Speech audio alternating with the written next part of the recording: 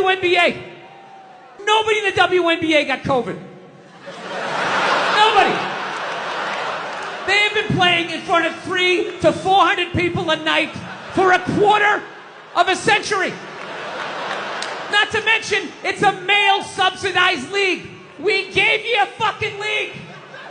None of you showed up. Where are all the feminists? None of you went to the fucking games. None of you. You failed them. Not me. Not men. Women failed the WNBA. Ladies, name your top 5 all-time WNBA players of all time. Come on. That's it. Name 5 WNBA teams. Name the WNBA team in your fucking city. You can't do it. You don't give a fuck about them. They play night in and night out in front of nobody. It's a fucking tragedy. Right? And then meanwhile, you look at the Kardashians. They're making billions. You look at those Real Housewives shows. They're making money hand over fist. Because that's what women are watching. And the money listens. You don't want to watch this shit? You watch this shit? They just shoot it over there. Drowning these whores in money. In purses, in shoes, and Botox. It's just raining. It's raining money. Yeah. So, the money listens. You'd rather watch that shit. Real Housewives, bunch of women just tearing each other down. Well, maybe that's why your husband left you. Maybe that's why your husband left. That's why you can't have kids, bitch. That's why your ass is as flat as your titties, bitch, right? That's the message you sent. We would rather watch that than see a bunch of women come together as a team and try to achieve a common goal. We would rather watch them absolutely fucking destroy each other. Yeah. No. And then in the end, you come back and you fucking yell at guys. And it's like, all right, so let me get this straight. I have to buy you a drink, stop the axe murderer from coming through the fucking window, and I have to watch WNBA games for you? Like, when are you going to pick up your end of the couch? Yeah. I don't have any sympathy for women when it comes to shit like that, because every study they've ever done to determine who's smarter, men or women, every study comes back and says women are smarter. Every fucking one. Ladies, you shouldn't be applauding that. You know I'm an asshole. You know this isn't going to end well. Did he say I'm pretty? Oh my God. Get out of the relationship.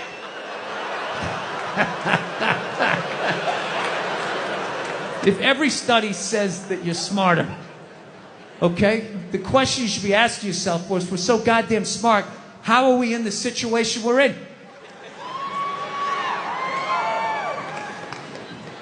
Well,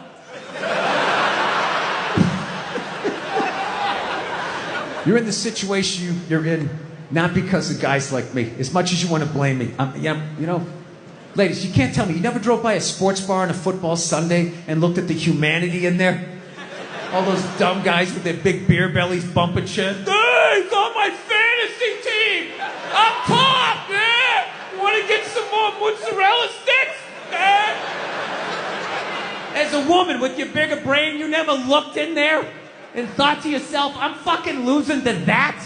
I'm losing to that. Yeah, there's nothing stopping you other than the fact that you guys are just into destroying each other.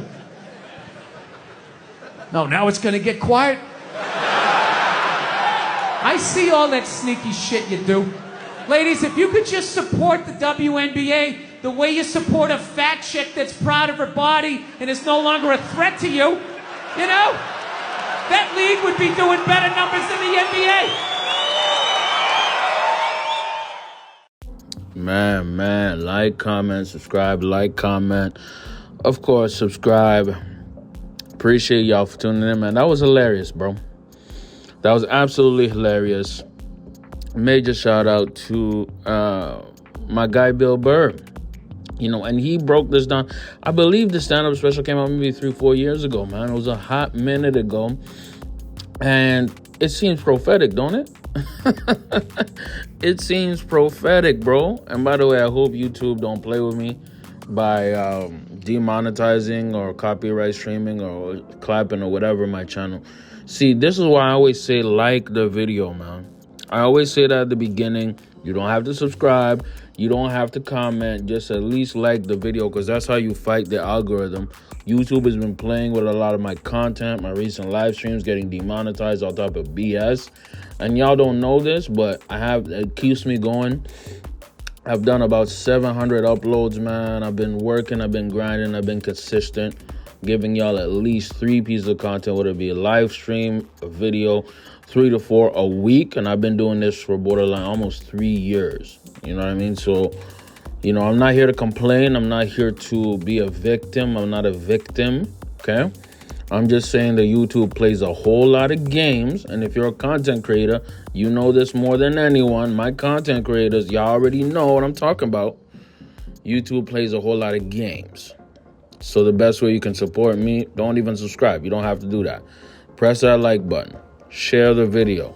That goes really a long way to supporting me and this channel as we grow. But that's, again, besides the point. We're here to talk about the Caitlin Clark situation, right? And more specifically, Bill Burr's funny but accurate assessment of the state of women's sports, right? Women's sports, more specifically, women's basketball. Where the aim of the game, obviously, is to win games, no-ish, but it's to do it within a team environment, right? It's not about just hero ball, right? And when you look at these recent NBA finals, right, when Luka actually passes the ball a bit more, plays more team-oriented basketball, the Mavs, like they just did yesterday, blow out the Celtics.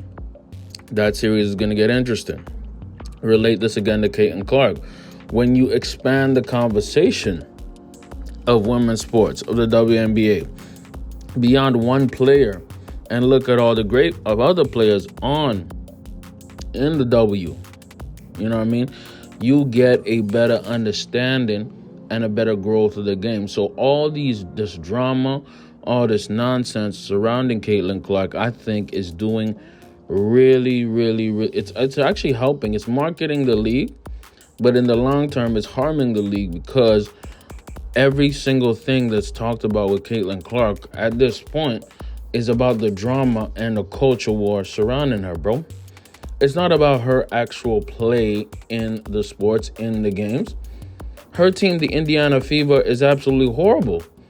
They are trash. They picked number 1 overall in the past 2 seasons. They don't play great basketball. You know what I mean? But we fail to talk about the teams that are playing great. We fail to talk about the players that are doing great, right? Because the conversation has delineated from the actual sport to the drama. You know what I mean? To women hating on women, to the pettiness, to the resentment, to jealousy conversations, to low-key reality TV talking points, bruh. And that's why you get an individual like Bill Burr talking about the hypocrisy of women supporting reality TV stars who are wearing Botox, buying the new Birkin, all for them to say and do really catty, deplorable things to other women. See, that's the ones that sell, bro. Them Real Housewives, they sell. The Kardashian, that sells. You know what I mean? I'm talking about the Zeus Network and among black people. Zeus Network, baddies, Blueface, Krishan Rock. Man, Blueface done decided, hey, F music, F rap, I'm just going to be a reality TV star. And he's probably caking and eating all type of money. He's in jail right now. But guess what? He understands that there's dysfunction in the black community. And he understands that that's how he's going to get paid, bruh. Why is Stephen A. Smith always talking about Caitlin Clark in the WNBA? It's not even her game. He talks about everything surrounding her. He race baits into conversations surrounding Caitlin Clark. Why? more views. Why? More money. It's that simple. It's a simple, straight formula that's being done. And Bill Burr hilariously called it out before, 3 or 4 years before that came out. See, that's the fact. Women high-key hate each other. And that's a conversation that we got to really talk about. Women hate each other. And they're very competitive, extremely competitive against each other. And it's not obvious, it's not blatant. Like us, man, if you don't rock with a nigga, you're going to go scrap him up. You're going to go in his face and tell him, yo, I don't rock with you, and you're going to bang it out. No diddy. You know what I mean? But women, they are a little more sneaky and insidious in the sense that their competition and their ways of combat is not direct. It's indirect. It's through reputation, through social and emotional damage. You know what I mean? And, sometimes it gets physical, but it's usually more psychological, more internal. You know what I mean? And not as much external. So the hate, or at least the perceived hate that Caitlin Clark is getting, is actually from the people around her orbit more than the people in her orbit, namely the WNBA. The WNBA players are treating her like any other rookie. They're testing her. They're getting all up in her grill. They're really trying to see, is she really what she really about? Is she really about, the game of basketball? Can she make it in this league? But then everybody, the commentators, the analysts, even Team USA, all these people are having the beef externally, and it's inflated the news story. They're trying to make Angel Reese versus Caitlin Clark be a real thing, when for the most part, Angel Reese and Caitlin Clark seem to like each other, or at least have a cordial acquaintance. It's the media that stokes the flames. And why does the media stoke the flames? Because they need clicks and they need eyeballs, and that's what gets the money.